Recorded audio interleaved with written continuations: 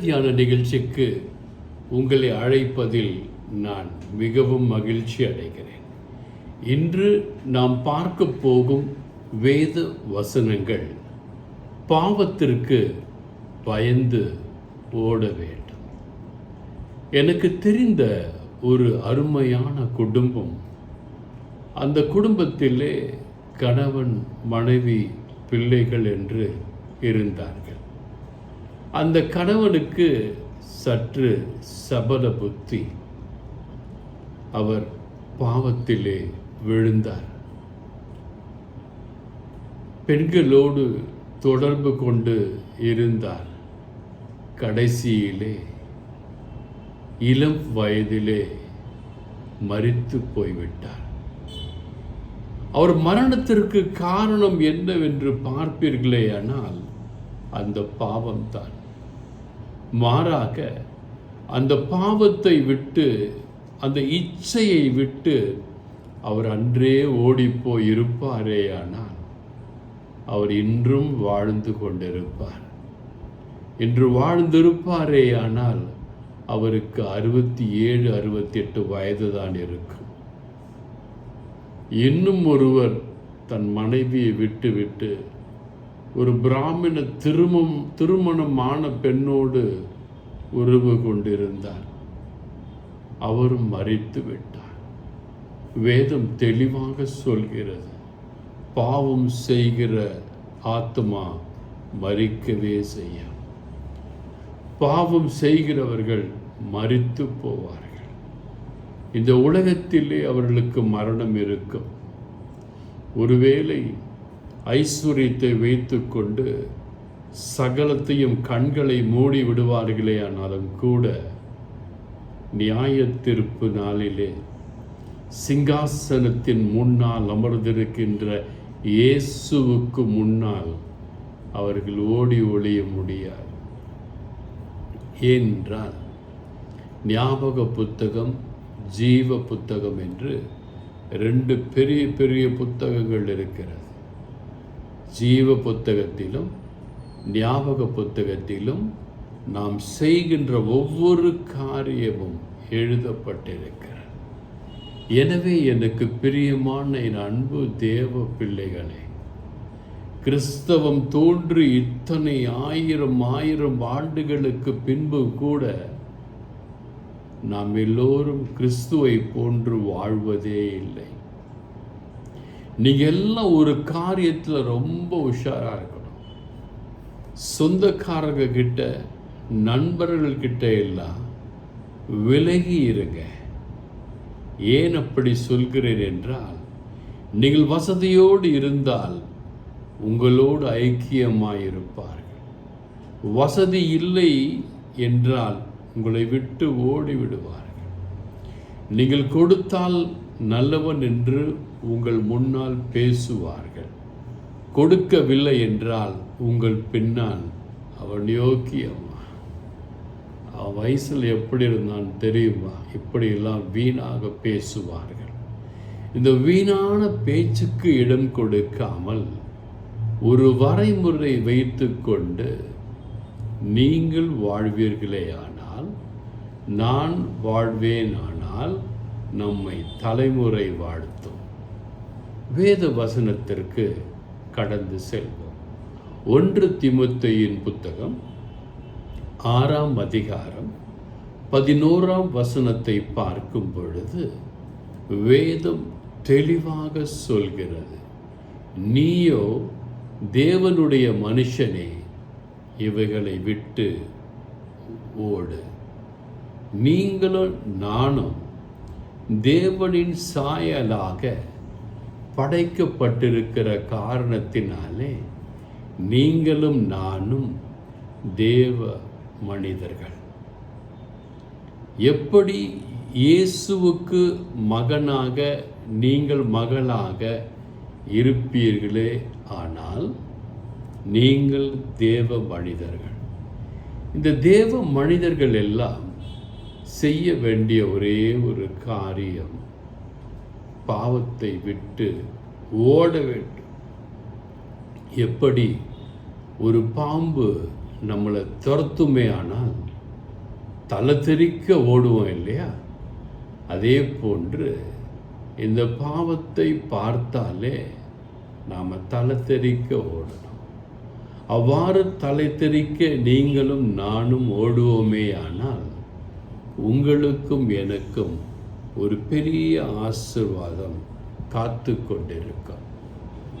ரோமருக்கு எழுதின புத்தகம் 6ஆம் அதிகாரம் 12ஆம் வசனத்தை பார்க்கும் பொழுது, நீங்கள் சரீர இச்சைகளின்படி பாவத்திற்கு கீழ்ப்படியத்தக்கதாக சாவுக்கேதுவான உங்கள் சரீரத்தை பாவம் ஆளாதிருப்பதாக. நல்லா கவனிங்க. ஃபஸ்ட்டு சரீர இச்சைகளின்படி பாவத்திற்கு கீழ்ப்படியக்கூடாது. இயேசுவும் வாழ்ந்து காட்டினார் 33 ஆண்டுகள். அவருக்கும் சரீரம் இருந்தது. அவர் பாவம் செய்ததாய் எங்குமே எழுதப்படவில்லை. இயேசுவின் தாயாரும் ஒரு பெண்மணி, அவரும் வாழ்ந்து காட்டினார். அவர் மீதும் பாவம் செய்ததாக எங்குமே எழுதப்படவில்லை. இயேசுவை பின்தொடர்ந்த சீடர்கள் இயேசுவின் ஊழியத்தை எடுத்துக்கொண்ட பிறகு எல்லாவற்றையும் விட்டுவிட்டு இயேசுவையே நோக்கி ஓடினார்கள். அக்கா, தம்பி, தங்கச்சி என்ற உறவை எல்லாம் விட்டுட்டாங்க. இயேசுதான் எல்லாம்.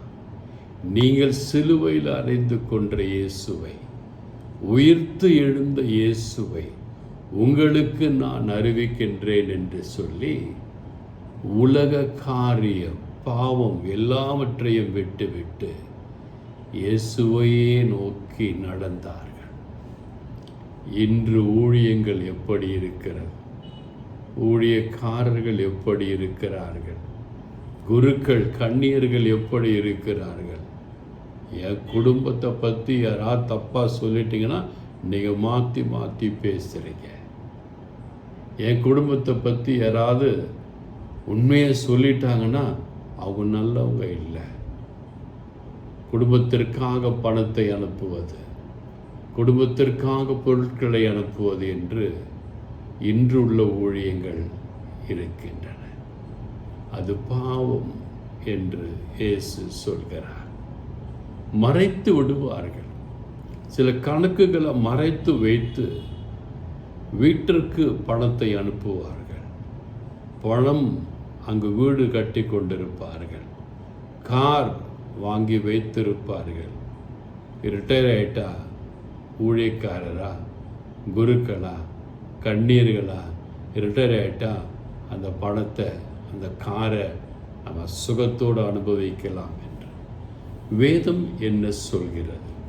நீதிமொழிகள் புத்தகம் 28ஆம் அதிகாரம் 13ஆம் வசனம் இவ்வாறு சொல்கிறது, தன் பாவங்களை மறைக்கிறவன் வாழ்வடைய மாட்டான். நீங்கள் பாவம் செய்துவிட்டு அந்த பாவத்தை மறைத்து வைத்து யாருக்கும் தெரியாமல் வைத்து கொள்வீர்களே ஆனால் நீங்களும் நானும் வாழ்வடைய மாட்டோம். சிலர் பார்த்தீங்கன்னா தன் கணவரோடு, தம்பியோடு தவறான உறவோடு இருப்பார்கள். மற்றவர்களோடு தவறான உறவோடு இருப்பார்கள். சில ஆண்மகள்கள் நிறைய பெண்களோடு தவறாக இருப்பார்கள். கிறிஸ்துவத்திலும் இருக்கிறார். எனவே தான் கிறிஸ்துவத்தில் இன்றைய காலகட்டங்களில் அற்புதங்கள் நடைபெறுவது இல்லை. இயேசுவின் காலத்திலே இயேசுவின் ஊழியர்கள் குணம் அளித்தார்கள், நோய்களை விரட்டினார்கள், பேய்களை ஓட ஓட விரட்டினார்கள்.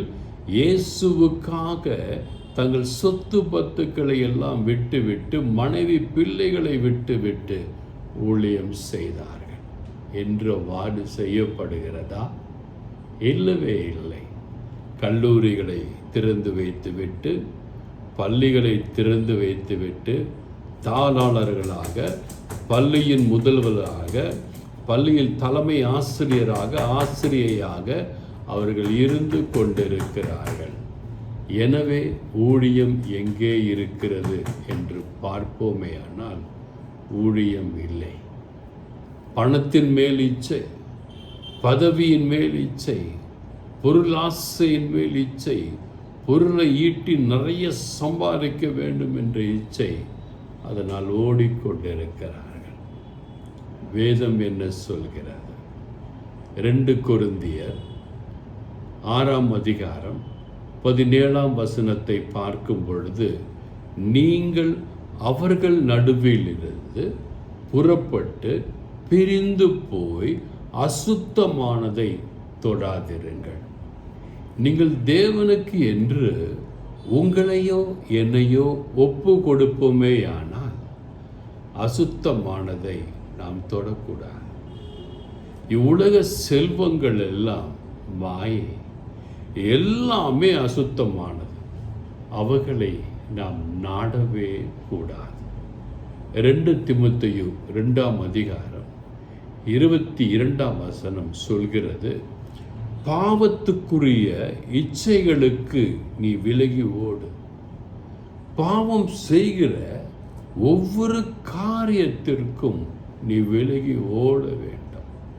அவ்வாறு ஓடுவாயேயானால் நீ ஆண்டவரின் பிள்ளை, நீ தேவனுடைய மனுஷன், நீ தேவனுடைய குமாரன் குமாரத்தி, உண்மையான ஊழியன். பாவத்திற்கு பயந்து ஓட வேண்டும். சிலர் பார்த்தீங்கன்னா பதவிக்காக கோயிலை சுற்றி கொண்டே இருப்பார்கள், ஆலயங்களில் வலம் வந்து கொண்டே இருப்பார்கள். எல்லோரும் அவர்களை பார்க்க வேண்டும். நான் பெரிய ஆள், பங்கு பேரவையிலே பெரிய பொறுப்பில் இருக்கிறேன், பாஸ்டரேட் கமிட்டியில் எக்ஸிக்யூட்டிவ் மெம்பராக இருக்கிறேன், ட்ரெஷரராக இருக்கிறேன், செக்ரட்டரியாக இருக்கிறேன் என்ற ஒரு பதவியின் மேல் மோகத்தில் ஓடிக்கொண்டே இருப்பார். சிலர் பார்த்தீங்கன்னா வேதத்தை எடுத்துக்கொண்டு வாசித்து தியானித்து அதை பிறருக்கு பகிர்ந்து கொள்வார்கள். தேவன் என்ன சொல்கிறார்? ஒரு நிகழ்வை தேவன் சுட்டி காட்ட விரும்புகிறார். ஆதியாகமம் 39ஆம் அதிகாரத்திலே போத்திபார் என்கின்ற ஒரு தலைவன் இருந்தான்.